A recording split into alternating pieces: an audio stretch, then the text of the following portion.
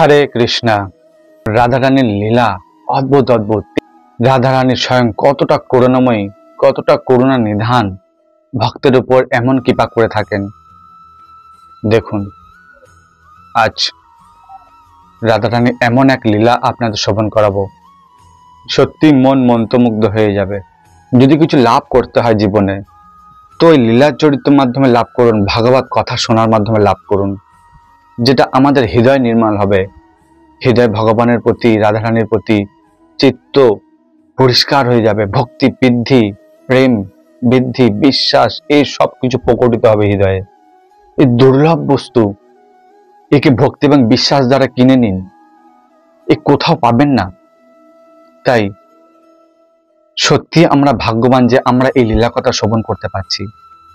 তাই জাগতিক মানুষ অনেক কথা বলবে, কিন্তু এই সমস্ত ভগবানের ভাগবত মহিমা, ভাগবত লীলা কথা সত্যি দুর্লভ।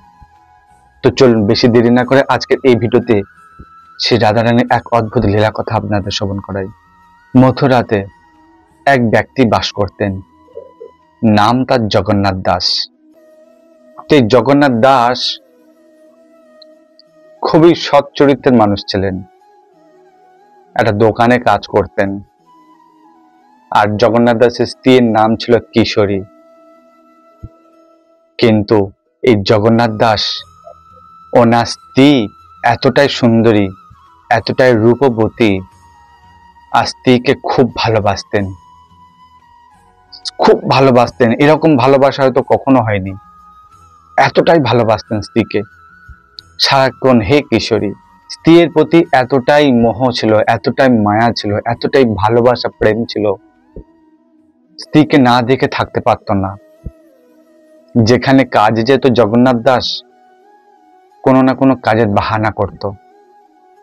টিফিন নিয়ে যেত, জলের বোতল নিয়ে আসতে ভুলে যেত, বাড়িতে রেখে আসতো। দোকানে বলে আসতো, আরে টিফিন খেলাম কিন্তু জলের বোতল তো নিয়ে আসিনি, বাড়িতেই ফেলে এসেছি। বাহানা বানিয়ে জলের বোতল নিয়ে আসার নাম করে স্ত্রীকে দেখতে আসতো। দোকান যখন বন্ধ করে দিয়ে চলে আসতো, তখন দোকানের চাবি নিয়ে আসতো। যখন দোকান খুলতো তখন চাবি ইচ্ছা করেই ফেলে যেত। গিয়ে বলতো, আমি তো দোকানের চাবি ফেলে এসেছি। মানে এইরকম ভাবে কোনো না কোনো বাহানা দেখিয়ে সারাদিন হয়তো 20-25 বার স্ত্রীকে দেখতে আসতো। এইরকম বাহানা বানাতেই থাকতো, কোনো না কোনো বাহানা বানাতে থাকতো। এতটা স্ত্রীর প্রতি আসক্ত ছিল। তো এইরকম দিনচর্যা চলছিল জগন্নাথ দাসের। আশ্চর্য ঘটনা, স্ত্রীর প্রতি এত প্রেম, এত ভালোবাসা, এত মোহমায় জুড়িয়ে গিয়েছিল, স্ত্রীকে ছাড়া থাকতেই পারতো না। স্ত্রীর নাম ছিল কিশোরীজি। ঘটনাটা শুনুন, কত অদ্ভুত ঘটনা। একদিন জগন্নাথ দাস স্ত্রীর সাথে দেখা করে, তার সাথে কথা বলে দোকানে গিয়েছিলেন।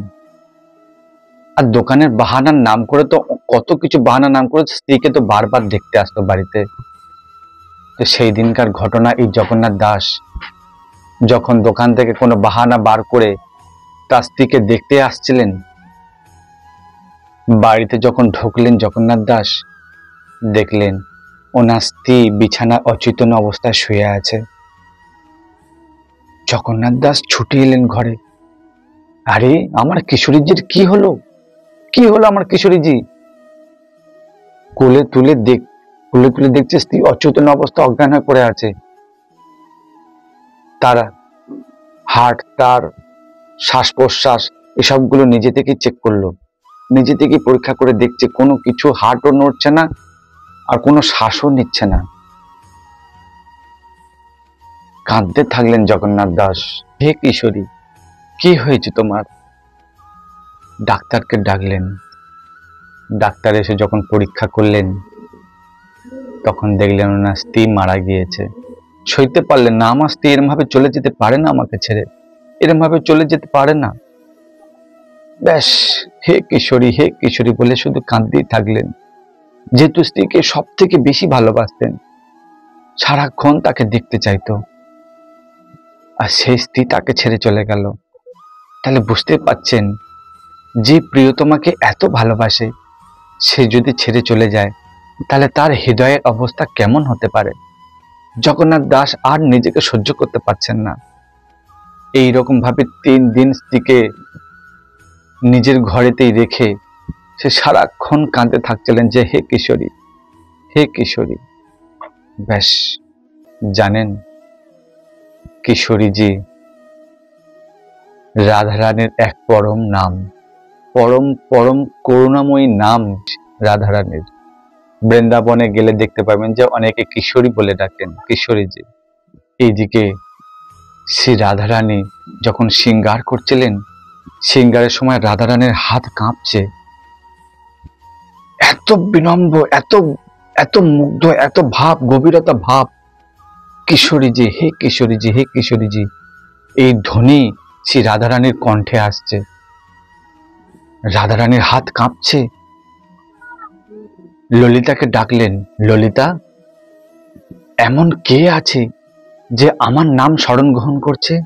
এদিকে ললিতা এসে শ্রী রাধারানীকে বলতে থাকলেন, আরে রাধে, আরে মথুরায় এক ব্যক্তি বাস করত, জগন্নাথ দাস। সে তার স্ত্রীকে এতটাই ভালোবাসে, তার স্ত্রীর দেহত্যাগ করে আর সে সহ্য করতে পারছে না। তার স্ত্রীর নাম তো কিশোরী, সে শুধু কিশোরী কিশোরী করেই শুধু কেঁদেই পাগল হয়ে যাচ্ছে। এইদিকে জগন্নাথ দাস 3 দিন তার স্ত্রীকে ঘরে রেখে দেয়। যখন পাড়া প্রতিবেশীরা যখন গন্ধ পায়,